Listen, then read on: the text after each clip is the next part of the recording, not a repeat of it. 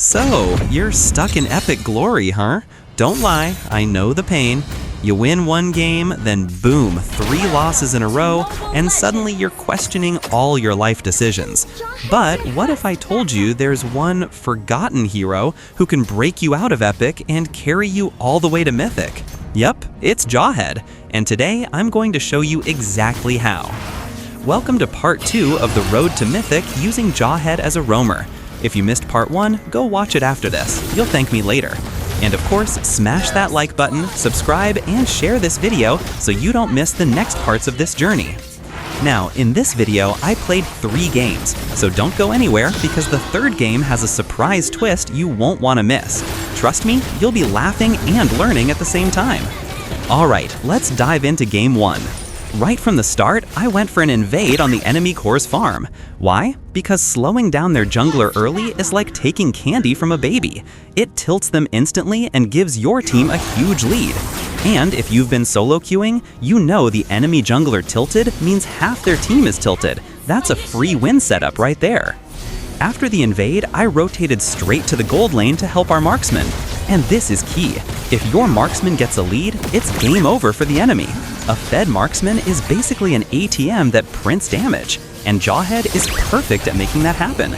Dive in, throw the enemy, disrupt their farm, and suddenly your marksman feels like an MPL pro. Now, here's the funny part. Even when I played Jawhead as a tank build, I was still dishing out damage like a bruiser. That's the beauty of this hero. He doesn't fall off. His kit is pure chaos for the enemy.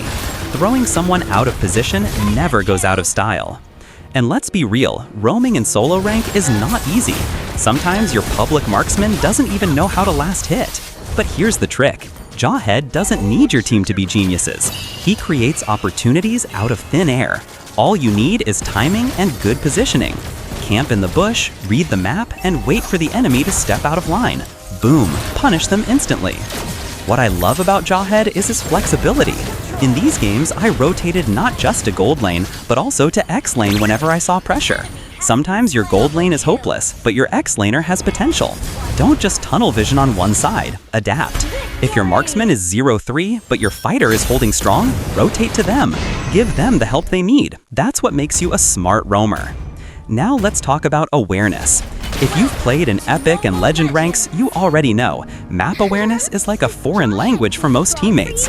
Nobody pings, nobody wards, and suddenly 5 enemies collapse on you like it's a family reunion. This is where you, as Jawhead, make the difference. Keep your eyes glued to the map, predict rotations, be the one teammate who actually prevents disasters before they happen. Game 2 was a perfect example of this. The enemy tried to camp our gold lane hard, thinking they could shut down our marksman. But because I was constantly reading the map, I rotated just in time, turned the fight around, and gave my teammate the double kill. That's the stuff that makes people spam TY roam in chat, even if they were flaming you 5 minutes earlier. And this is why Jawhead shines in the solo climb. He's not meta, he's not flashy, but he gets the dirty work done. No bans, no high pick rate, no stress. You can always secure him. He's like the hidden ace in your pocket. What's funnier is the enemy always underestimates Jawhead. They think, oh, he's not meta, he's not dangerous. And then, bam, you see them flying across the screen into your tower, instantly deleted. It's comedy and strategy all in one. And honestly, if you're stuck in epic glory, this is the perfect hero to spam. Forget trying to rely on random junglers who think they're pro players. Forget depending on your teammates to carry. Jawhead lets you take control of the game. He's disruptive, tanky, and still deals damage. That's the full package. Also, let me give you a little tip for Jawhead roamers. Don't just mindlessly walk around the map. Be intentional. Always think, who can I punish right now? Where's the easiest gold swing? That mindset alone will make you climb faster than just chasing fights. Another thing, you'll notice in these games I always balance between protecting my marksman and creating chaos for the enemy. Even if your marksman isn't great, at the end of the day, you still need him to push towers. So keep them alive, no matter how much they tilt you. Babysit if you must, it'll pay off in the long run. And remember, solo rank is full of surprises. Sometimes your X laner disconnects, sometimes your jungler feeds, sometimes your marksman builds weird items. But with Jawhead, you're the stabilizer. You're the one who brings order to the chaos. So, if you're stuck in epic glory and want to escape to legend or even further, spam Jawhead as a roamer. He's consistent, reliable, and incredibly fun to play.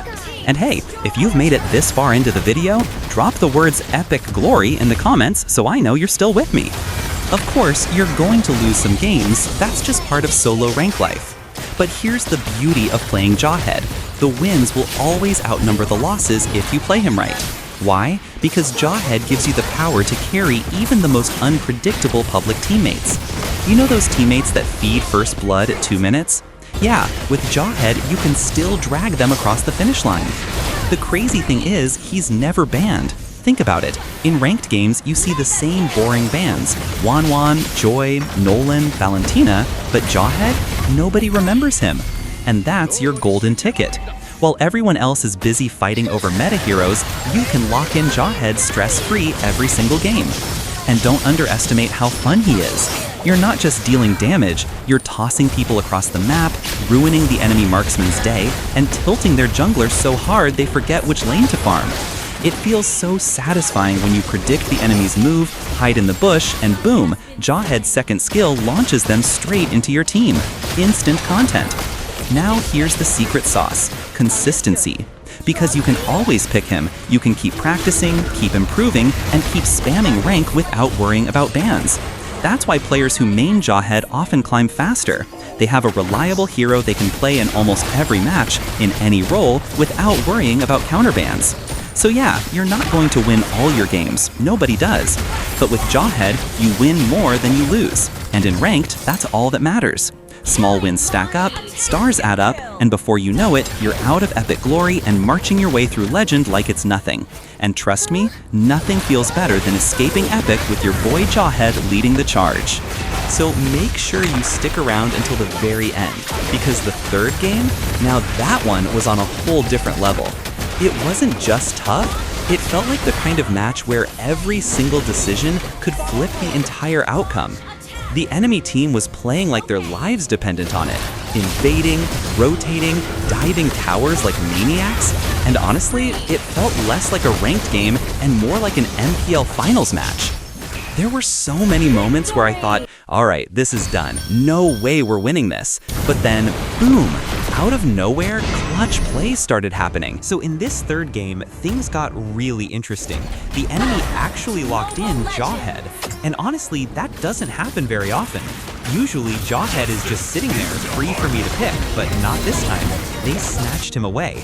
So what did I do? I pulled out the big brain move and picked Boxia. Now listen, if your Jawhead gets stolen, don't worry. Boxia is an incredible backup. He brings tankiness, mobility, and that constant ability to shut down enemy carries. And in this match, he really had to step up. Right from the start, I could feel this game wasn't going to be easy. The enemy team had strong coordination, and their early game was aggressive. They invaded, they pressured, and they even took the gold crab right in front of our jungler. The pressure was on. And here's the thing, when the enemy starts strong like that, it's really tempting to panic, to force a fight you can't win. But with Boxia, patience is key. I told myself, don't rush, don't throw, just slow them down. So instead of trying to win the early fights head-on, I focused on rotations. Boxia's role makes him one of the fastest heroes on the map, and that mobility let me appear in lanes where the enemy least expected me. Gold lane? Boom, I was there to protect our marksman. X lane? Roll over, drop a shield, and save my teammate from a dive.